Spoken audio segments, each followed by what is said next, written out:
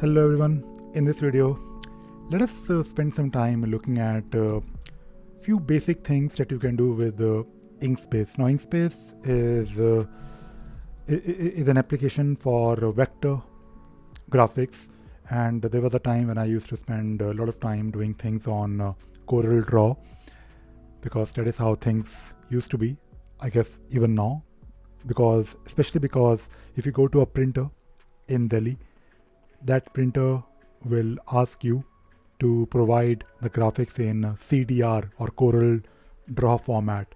But for all of my personal needs, I try to use GIMP or Inkspace. Now, I spend a lot of time. I used to spend a lot of time. When I say a lot of time, I used to spend 5 minutes or maybe few minutes, not more than a couple of minutes, to be honest, on creating a thumbnail. Now I have covered this in one of my videos, like how I generate thumbnails for my YouTube videos. Basically, I have a shell script where I provide some arguments. For example, I can show you this particular script. So basically, if you look at this particular script, generate thumb. Let me actually show you the script first. So generate thumb is the script which is basically based on of course FFmpeg, and I use this particular script to basically pass some arguments like label 1, label 2, and background image, second image, third image, and so on, and of course few colors. And this particular script is of course very simple, to be honest.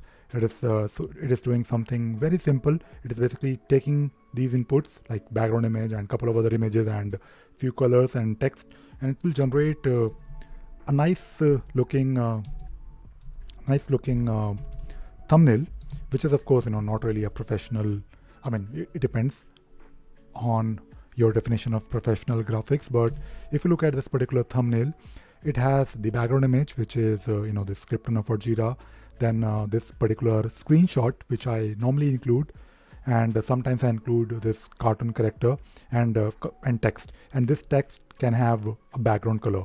So everything is of course managed using this script, which I basically run to simply generate this file. Now the main thing in this particular thing that I have in this particular script is the background image.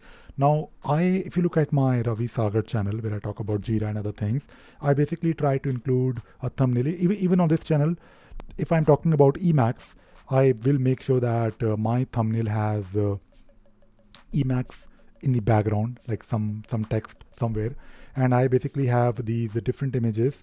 Let me just open the one that says Emacs, so I can show you what I'm talking about. So if you look at this particular image, this image is of course very straightforward. I have this size, so you can define the size of your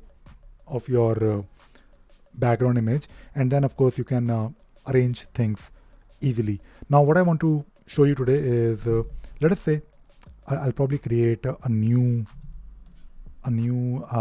document here, and I'll probably move this, or maybe I'll just close this because I don't really need the Emacs one. So let us say you have a blank document, and in the beginning, if you want, you can actually go to the document properties and you can configure the size here. So this size can be let us say the size that you have already predefined. You can use the size in pixels or whatever unit works for you, and then you can also have your own custom size. So maybe you want your size to be in full HD. So whatever size you want, you can configure it. Now let us say you have this particular document, and in this video I actually wanted to show you something very simple. Let us say you have usually I have my documents with a background. Like if you look at my thumbnails, it has sometimes a rectangle, and within the rectangle I have a text written somewhere. So what you can do is you can create this rectangle, and let us say you want to write something on this rectangle. So you can use a text here, and by the way, on the left hand side you have different options. So let us say we are making this video on Inkscape. I hope I'm pronouncing it correctly. Inkscape. Yes, So let us select it and change the font. So these fonts need to be installed, by the way, on your computer. If not, then make sure you install the fonts. And when you install the fonts, of course, you can then change the size of the font as well. So let us say I want this to be maybe 60, a bit bigger than this, and this is fine. And I don't really want this particular thing in blue color. Maybe I want this in, or maybe we'll have a different font. I think this font is probably not good because I want something which has like solid face. So maybe this one. I think this is fine. And maybe I want to change the color. So you can change the color using the options here on, like at the very bottom. And you can also have like custom color on the. I mean, if you press on the let us say you want to change the color of this, and if I close this, and if you want, I'll just get rid of everything here, all the options. So you can click on it, and if you go to the fill and stroke, and by the way, there are shortcuts like Control Shift F. Let us do it again, Control Shift F. So it will open up this thing, and you can change the color. And maybe you want a blue color or maybe brownish color. And if you don't really want the border, so you can go to the go to the option here called stroke style, and you can change the width to 0. And then you can also have a separate color for your border if you have a border. But for the time being, I just want this to be in white color. Now, of course, you want to display a text on, let us say, a rectangle, but this is not really aligned. Maybe you want to align it vertically, and also you want to align it maybe horizontally. So basically, I want Inkspace to be in the center. So what you can do, you can select Inkspace, and then you can press Shift, and then press the rectangle, and then if you press Control Shift A, it will basically open up this. Let me just get rid of this and do it again. Control Shift A. It will basically give you this option called Align and Distribute, and you can use this option here to basically align it vertically, and then the one which is just below it to align it horizontally, and that is it. So now you have this wonderful document with a label on top left corner with Inkspace, which is the text, and this brownish background and center line. Whenever I'm doing something on graphics, I try to make sure that I follow some rules like alignments. I don't really want the text to be like going here. It doesn't look good, to be honest. And I think if you make things, if you basically do these small things, I think it will make your work shine out, I guess. Maybe it will look better when people are looking at your thumbnails, or it could be anything, by the way. For example, I used to design brochures, logos, for example, and I really used to enjoy those things.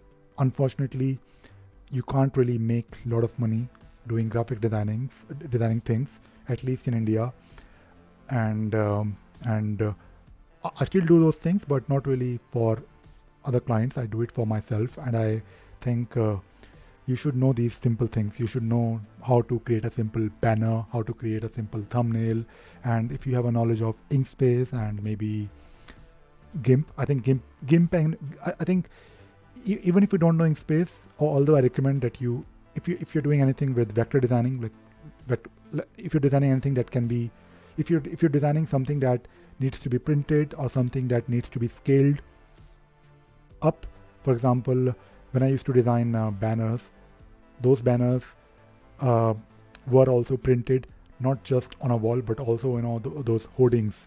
So you need vector graphics for that. So anything that requires designing stuff that will be printed on a bigger piece of bigger piece of paper or a poster or a hoarding, then you need to use some vector designing software. And of course, because Inkspace is open source and you can actually save these things, save the format. You can actually save this particular file as SVG, and SVG normally works, to be honest, with I mean, people will accept it, but you also have other options. So do take a look at these options here, these formats that you can use. And apart from Inkspace, I think a must-have tool is GIMP, which is again very simple to use, not at all complicated, and you can do a lot of wonderful things with GIMP, even for your clients if you're doing it professionally. So I think you should know these things, even if you're not doing these things professionally, because these days people, when you have a knowledge of manipulating graphics and creating your own logos, you can do a lot of wonderful things for yourself. Because even if you're a freelancer, or maybe you're a student, maybe you're doing any work, if you can make your work look good, then I think I think you will have that extra advantage as compared to your competitors, or maybe within your friends, or maybe just do it for impressing someone, because it is creative work. And if you know these simple things, in this video I just wanted to show you this simple example, but it is very important, by the way. I mean, if you know how to align it or distribute it, and if you know how to change the background color and how to add a border, these are not really simple things to do for a beginner. So I hope this video was useful, and you learned something new today. Thank you very much. Bye bye.